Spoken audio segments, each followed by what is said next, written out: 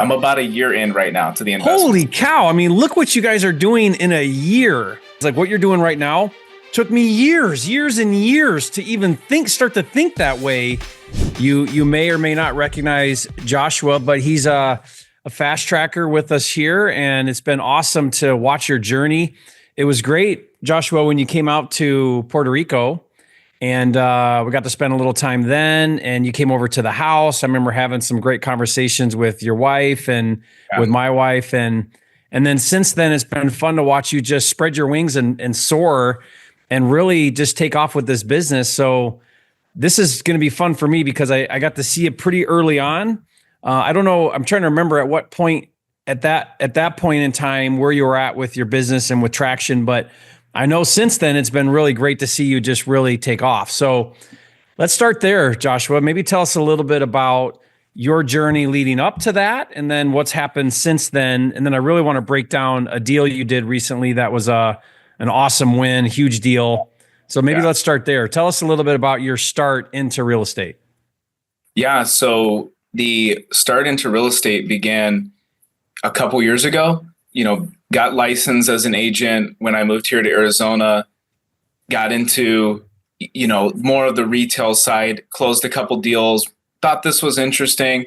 And then fast forward, after working in the retail side, I started looking more into wholesaling real estate off market towards some of the more investment strategies.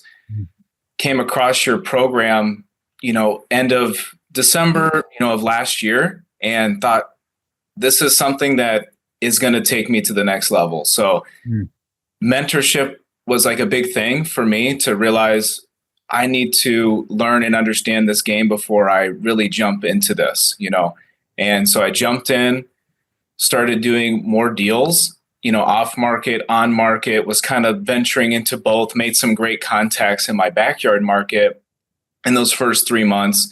And, that provided a way to start thinking about leaving my W-2 job, which, I've been a plumber. I've been in the sales industry, working, doing mostly that, and then realtor work on the side. So the Puerto Rico trip was big. It opened my mind a lot to the possibilities of, being anywhere, at any time and still closing deals. I actually closed 2 deals, crossed the finish line, made it through escrow, had wire transfers happening as I was in Puerto Rico. I remember. Yeah. Yeah. Which was like a big mindset shift to realize I'm not even in Arizona and these deals are closing. So it was very big. And that was a big pivotal moment, walked your new build, new construction, and, it just started sparking a lot of interest and, had that time to really understand that, real estate is just bigger than wholesaling deals. And it started to, develop more into that. That's been the progress ever since, is like moving upwards and just keep leveling up, keep creating new partnerships and people who, have been a very integral role. What I love about what you just shared there is what you took away from the Fast Track, the live event and being in the program is exactly my vision and my hope for that training, which is less about the tactical. I mean, we cover a lot of that, but it's less about that. And it's more about creating a vision for yourself, your life, your family, and really trying to remove those barriers, those ceilings we put on ourselves, because we create these self-limiting beliefs. We all come into the business with a certain level of belief in our ability to earn income, a thermostat. We all have a financial thermostat. And part of this journey in real estate is removing that or raising that bar, increasing that capacity. And that has to happen first as a mindset shift before it can happen in the physical, right? Everything's spiritual first, then physical second. And so when I take you out to that project, we just did it again with a new group, a few weeks ago, and it's further along. And we walked the property, and I like to talk about here's what we're doing and why and how we created this idea and that idea. And here's our target market, all the things that are real estate related. But then at the very end, the group is standing around in a circle. And I said, guys, the real reason why we drove an hour here from the hotel and you're spending half the day, you know, at this project. The real reason why I want you here is so that you walk around and you create a new vision of what's possible in your life. Because this is a multi-million dollar profit deal on one deal, and you can do multi-million dollar deals. You can make millions of dollars a year. You can transact not at the 5 and 10,000 level, but at the 100 and 500 and million level. You can do that. In fact, sometimes those bigger deals are less work than the small deals. And so shifting that and walking away with that, that's more important than any script or tactic or technique or tool or anything like that, any resource. You'll gather all that as you're doing it, right? You'll learn the things to do, and you'll get the way you interact with people. That'll all improve as you get the reps in and you get into the training and things. But the real value is when you can have those big mental shifts. And that's what's been fun, is to watch you, not just how that kind of happened there, but then how you've implemented that way of being into your business. Yeah. To really sum it up, it's a new vision. It's a vision I didn't have before. You know, seeing my children, you know, we're running through Yellowstone National Park. We're like, you know, at the geyser, you know, Old Faithful, and just, you know, seeing them and being a part of their life in a different way than I was ever before. It wouldn't have been possible. You know, the way that the service industry of doing any sort of construction work, whether you're a plumber, electrician, carpenter, it's very physically demanding. So every day you show up, you're not fully involved in their life, because you're just exhausted from the day and you're just thinking about the next day and the next day. I got to get up by 6 a.m., 5 a.m., you know, get back to the same thing. And it was exhausting. It was too much to be able to be a part in raising them, and then also being able to, you know, support them financially. Yeah. And you've been really amazing at networking, creating strategic relationships, partners, and so on. So tell us how Nehemiah, is that how you say it, Nehemiah? Yes, sir. Tell us how you came into Joshua's life and the role you play. Yeah, so we were just doing some deals together. We actually got in contact from another buddy of ours, and it was actually during a novation. And so we needed a realtor to list our property in Tucson. And I'd spoken with Joshua, and we're like, hey, man, like, it's a mobile home. We normally get a lot of these, but this one's not too much. Are you down to list it? And at the time, he was still, you know, doing plumbing as well. But he was like, no, absolutely. Like, we're going to get this one done and across the finish line. And so that's how we got our first introduction. Maybe like 6 months goes by and we don't really do too much together. And he's like, hey, I'm putting together this little class.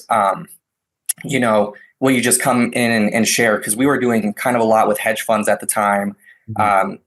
Tim and I had also had a cold calling company. So we probably had like 30 VAs that were working for us, just like finding leads and just a bunch of stuff that was going on. Once we got into like a room together, we were like, man, this guy's got a lot of hustle, a lot of drive, very rare to find, because you normally will find people that are not going to pick up the phone on a weekend because they're, you know, for one reason or another. And he just wanted to do work. And we're like, man, this is exactly who we want to be chatting with. And if somebody else is going to be responsible for the dispo side of what we do, we want it to be somebody like this who's going to pick up the phone. So, you know, one thing kind of led to another, and, you know, here we are just doing a, you know, quite a number of deals together. And exactly what you're saying, our goal is now focusing on the deals that we're making $50,000 to $150,000 off of each one, ideally to get to that $1 million, you know, per deal. And it's funny that you bring that up because, and if you don't mind, I'll go into a deal that we got, or that we're hopefully getting, that came into fruition last month. Did not think anything like this would be possible, but found a piece of land up in Paradise Valley, 3.5 million. Hasn't been touched, hasn't been, you know, sitting on market for 150 days. Happened to run into a realtor that's got a developer that was like, hey, if they're willing to hold this thing on seller finance, they'll build a $15 million home on it. We can get paid on the front end as the realtors. We can also get the list back on it too. As of yesterday, we're in like the final stages Everything's already been agreed on, the architecture plans. So we're like 1 or 2 conversations away now from this being like a joint venture where we're not only going to be getting a realtor commission on it, we're also going to be, getting the list back. But now potentially also they need 20 more deals like this year.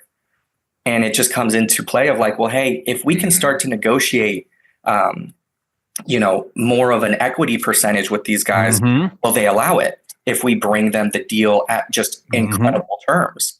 And so now those are the conversations that we're stepping into instead of being like hey, let's go and, sell this for 10 grand to somebody who's going to go and make 100 off of it. Now it's like, hey, how do we partner on these? Even if we're not going to get paid for 18 months, I would sure like to, have 8 of these going. And then next month we close, a couple million just from doing that.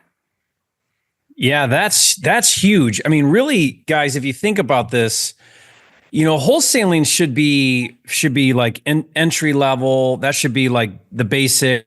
We always wholesale, no matter how long you've been in the business, because it's just such a great way to transact on the deals that you don't want to participate in, long term. But there's a whole nother level where if you create the right relationships with buyers, in your case, developers, and I know Paradise Valley, I mean, I've done several multi-million-dollar deals there. That market now is 15 million, 20 million. There's even $30 million homes going in Paradise Valley. It is one of the highest end developments because everyone's leaving LA and they want Arizona, and that's the place to be. There's no HOA, really good police force. It's got all the things, right? So it's prime for that type of thing. But now what you're doing is you're going to these buyers, developers, investors, and you're saying, hey, not only can we source and find the deals you're looking for, but we can be creative and we can partner with you on these projects. And by doing so, now you stay in the deal. They're happy because maybe they're not having to front all the cash up front, right, to get into the deal. You're willing to wait to get some of your money till later. And you're in a place where now you don't need that quick buck. You're not transacting where you're like, hey, how do we just get a quick dollar and move on? Get a quick dollar and move on. You're slowed down a little bit. You're looking at it from a bigger perspective. You're saying, hey, if we could make 10 times as much money by waiting 12 months, 18 months till there's a back end deal that happens here, we'll forego the 50 grand or the 100 grand or the 10 grand, whatever. We'll forego that today. Helps our investor. They have less cash in the deal. They're willing to see this through, and we get paid later to get a whole lot more. Now you're partnering on the deals. Like that's just really starting to grow out of just this, like, how do I make money? How do I pay my bills? Right? Into how do we become real investors doing really big things? And that's the level that everyone here listening to this wants to be getting to and thinking about. How do I transition there? Now, honestly, guys, like what you're doing right now took me years and years to even start to think that way. So I'm just so impressed that you guys, in a relatively short period of time, I mean, Joshua, we're not talking very long. I mean, how long ago did you guys get started from today? Like between our partnerships, we're about 5 months in of like where we've really started to gear up and take this serious. That's so fast. But how long from when you first got started in real estate? On the investing side, maybe not the agent side, but on the investing side. I mean, a year. A year? I'm about a year in right now to the investment. Holy cow. I mean, look what you guys are doing in a year. Yeah. It's absolutely phenomenal. But you know what? You guys are investing. You're investing in your education. You're investing in mentorship. I know, Joshua, you're learning technology. You're using AI in things you're doing. You're partnering up with people like Nehemiah, where you're bringing skill sets together and strategizing. Like you're utilizing everything at your disposal that you can to really 10x and magnify and multiply your efforts. And instead of just running around, a solo operator, you're now thinking about all of these things that can really enhance what you're doing. And I hope that's an inspiration. If you guys are watching this right now and you're inspired by that, thinking, wow, a year in and you're doing now multi-million-dollar deals, participating in those Paradise Valley deals, those are multi-million-dollar deals. I mean, you're dealing with developers now that are doing, you said $15 million projects, and 15 million, that used to be that used to be something significant. That's like normal now. If you're doing Paradise Valley and they're not a $15 million project, you're playing small, right? Like that's that market you're in. And you know what, Joshua, like you got into this game in Phoenix, Arizona, one of the most competitive markets. And what a lot of people do is they're like, you know what, that's the big leagues. There's too much competition. I can't possibly compete with all these other players. I'm going to go somewhere else that's easier. And you look for an easy way out. You didn't do that. You stayed in. And by the way, you only need to carve out a sliver of the market there to do really well. And here you are doing it in one of the most difficult markets there is. Not difficult in the way of opportunity, but difficult in the way of you're up against some heavy hitters and you're not letting that stop you. You're just diving in and doing it. In fact, you're probably collaborating more than competing. So love that. That's awesome. Okay.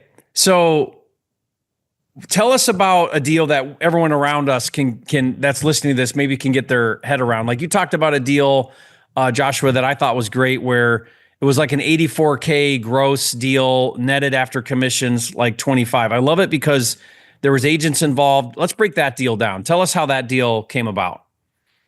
Yeah. And the numbers, it is all through an assignment as well. So it's like, we didn't double close on this. The total assignment fee was $87,000. We had to pay the realtor $24,000.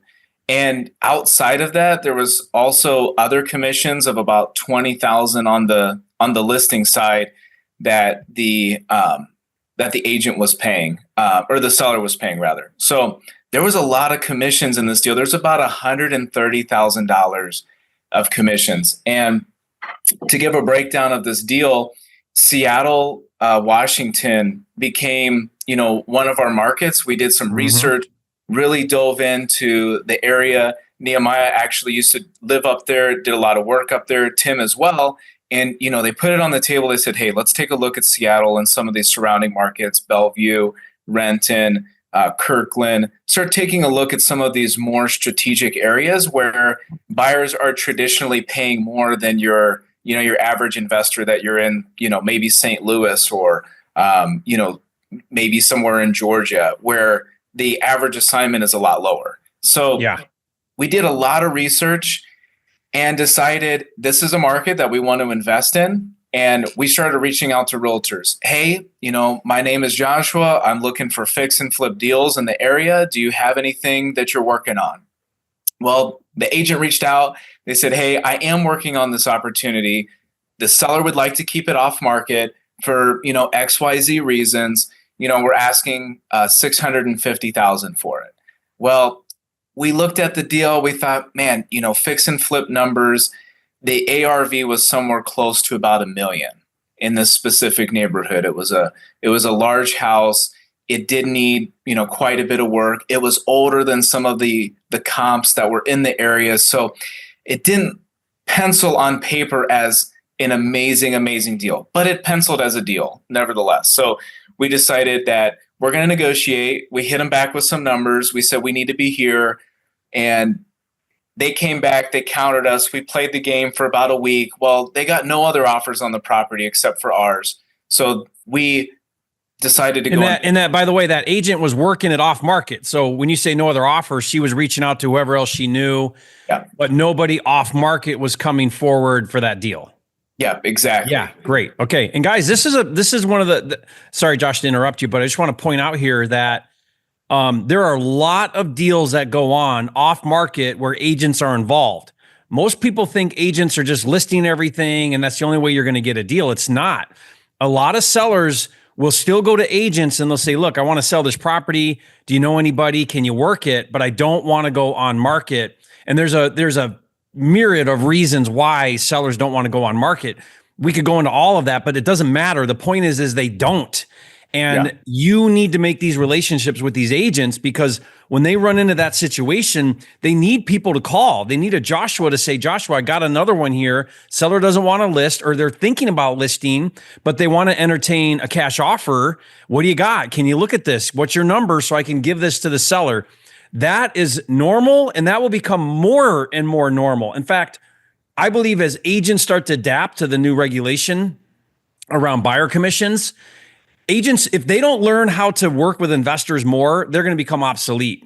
And you're starting to see this. The agents that will remain viable in this market are going to become either more investor minded themselves, meaning they're going to be moving into investments, meaning wholesale, or they're going to be networking very closely with other investors like Joshua, like me. They're going to start to do that because they will not survive under the old antiquated model. It's all happening off market. These are deals off market, but agents are involved. They're still getting paid. You're still working deals, but it's all happening without it ever going to market. Okay. Keep going. Sorry, I just wanted to interject that.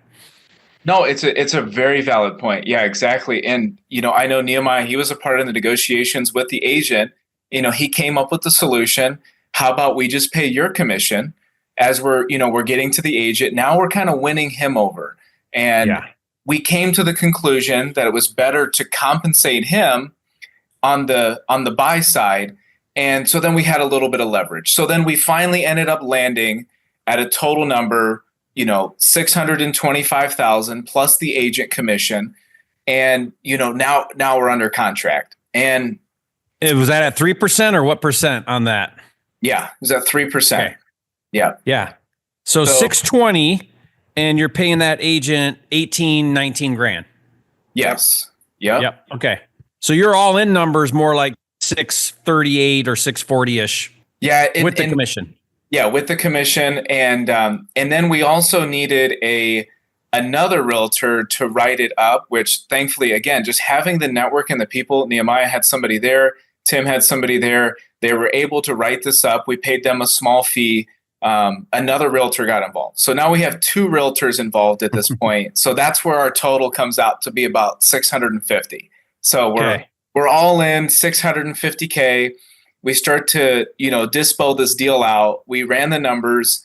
We're looking at a sell price somewhere in the, 725 to 740 range. So we got some feedback. The feedback wasn't, amazing. We started reaching out to other realtors, other investors, and, we're coming down to the last leg of this deal. We had about 3 days left on our inspection. And so the agent who we had reached out to in the beginning kind of had a language barrier with them, but they reached out on a Sunday and we took the call, chatted with her. She just wanted to get paid by us. So in our minds, it was better to make, 90% of, something than 100% of nothing. So we decided. So she had a buyer. That agent had a buyer. Yeah. So the agent had a buyer and she wanted us to pay her 3% to bring this buyer. Which, guys, think about this. This is the new way buyers agents are working. They have to negotiate their commission on the buyer side. Now, what you did on the list side, that's all normal. That's how we've always done it. They got to get paid somehow. You're offering to do it. So that's great. But on the buy side, that buyer's agent has to negotiate their commission. So what they did is they said, look, rather than have to try to get my buyer to pay this, can you guys pay it? And you're like, okay, we're paying all these commissions. Let's build this all into the deal. As long as we can pencil this, then we'll pay everybody. There's no problem with paying everybody. It's just got to all make sense. Sometimes you try to do this. I've had this where it just gets priced out of the deal because there's too many hands in the cookie jar, right? But you guys were able to then get enough room here. So keep going here. You agreed to pay that buyer's agent their commission for bringing their buyer. Yes. So we agreed to pay 3% of $737,000. So she's making about 25 grand off of bringing the buyer. Yeah. And the amazing thing is that yes, there was a language barrier, but it was that she had the buyer. She has a lot of great leverage, is a top agent in the area. And we just happened to have that conversation on a Sunday. The only time I ever get calls on a Sunday is when there's somebody legitimate. They had walked the property. They loved it. Yeah. They just wanted to get the deal done. And from contract acceptance to closing this thing out was 51 days. So from the entire time we had in this deal was, just under 2 months to get this thing across the board. And there was some challenges. There was, I'll let Nehemiah just jump in real quick about the challenge, that we had with the lender, because there was so much, compensation that was going out. Yeah, they had called and they were like, okay, we see the realtor fees, but what's this, $87,000 assignment fee, guys? And, Who, the lender? Yeah, the lender. The lender. So the buyer got hard money. Yeah. Yes. Yep. And the lender was like, what the heck is what's going on here, right? Yeah. And rightfully so, guys. Like a lot of lenders, they're going to be looking at this and be going, okay, we're funding this, but who are all these parties involved and what's going on here? Some lenders, they just want to know, and then once they understand what it is, they're fine with it, because they underwrote the deal obviously at 730 was the buy? Yes, 737. Yeah, 730. Yeah, whatever, 730 something. So it shouldn't matter like how everyone's getting paid. It really shouldn't matter. If they approve the buyer at 730, 737, whatever, then it shouldn't matter. But sometimes it does, and sometimes they get hung up on things. So keep going, Nehemiah. What happened there? Yeah, so they just wanted to make sure that everything was legit, because what some people do is they'll have one LLC purchase, they'll have the other one make a fat assignment, and then use the funds from that assignment to fund the down payment for it. So okay, right. So they just wanted to make sure, hey, is that happening? Is it not? It wasn't, which is great. But then also, it's they had let a couple other things loose too. They're like, yeah, this Chinese buyer came out of nowhere, and as of 6 months ago, like we funded $4 million in properties with them. And so we were like, okay, well, this is obviously a buyer that we want to, keep on everything. Keep selling to, yeah. So these guys are on a buying spree. Yeah. Okay. Yep. And what I believe they're doing is they're buying to keep the properties as well. So because they're paying, all the offers that we've gotten from other properties as well, they're paying like top dollar for like stuff for like market value. And so that's when we're coming in and being like, okay, well, we need to really focus more on Washington as a market, because there's very little competition, because in order to double close over there, you have to pay the excise tax, which over there can end up being, 10, 20, 30 grand. And a lot of people don't know how to do that, or it's just scared away a lot of wholesalers. So anyway, after we had, let these guys know, the lenders know, because it was a make or break moment. Because they were like, well, are you guys going to take less of a fee? And we were like, no, because our fee has nothing to do with what you valued this at when you underwrote it. And so, just because we're making good money off of this doesn't mean that like you guys didn't already agree with it. And after we told him about what we do, he was like, well, we're not just in Washington, we're in other places as well. Can we earn your business for any of the deals that you guys go after? This was the buyer. This was the buyer telling you that. This was the lender. Oh, the lender. Okay, so the lender. Okay, so let me just make sure I'm following you here. The lender was wondering if you would take lower of a fee. I guess that would just improve their loan to value, right? It would just secure their And you're like, no, our fee's our fee. You already approved the loan. Shouldn't matter that we're making $80-some thousand or whatever. And then that lender came back and said, hey, Can we get more business? Meaning, will you refer us to your other buyers? Is that kind of what they were saying? Well, that, and then they also asked, hey, how many deals are you guys personally taking down every single year? And we're like, maybe like one a month if we find like a quick hotel or something. And they were like, well, we're in 42 states. Like, let's not let this little hiccup of this deal cause us to not do business together. How can we, make sure that we're earning your business on the hard money loans for all those little hotels that you're doing?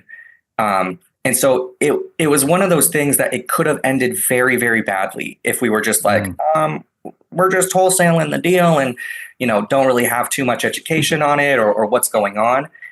We were able to transition that into saying, hey, like, you want to earn our business in these other areas too, right? Like, you got this Chinese buyer who's closing a lot of stuff. We can bring more stuff to the table. We can refer you out as well. And then ultimately, that's what got it funded, and $130,000 of payout on a property that, $600,000. Like, that's a pretty big payout for somebody that's not the seller. Yeah. So it was 730 something. Your contract price was 620. You had like 50 grand or something, right, in commissions? Or am I doing that right?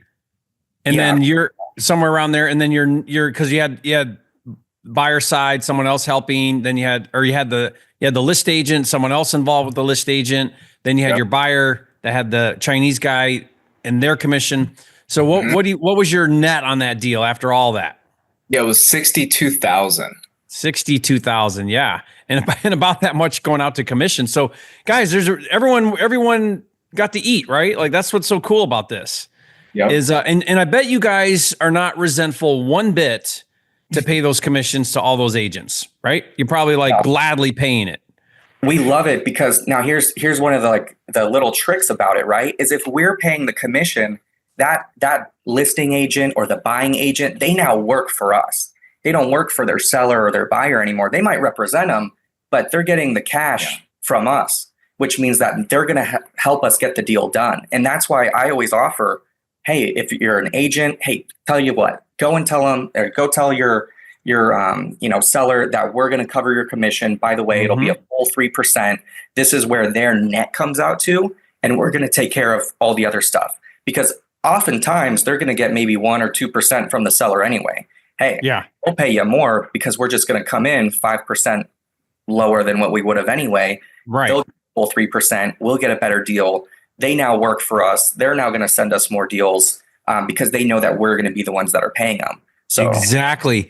Think about that value add that the agents now get. Like this new shift in commission structure with agents is, to me, is the greatest thing ever, because now what that agent can do is, just like you explained, they can go to the seller on that side of it. They can say, hey, I got these investors. They're all cash. They can come in here and give us an offer. And by the way, don't worry about the commission. They're covering it.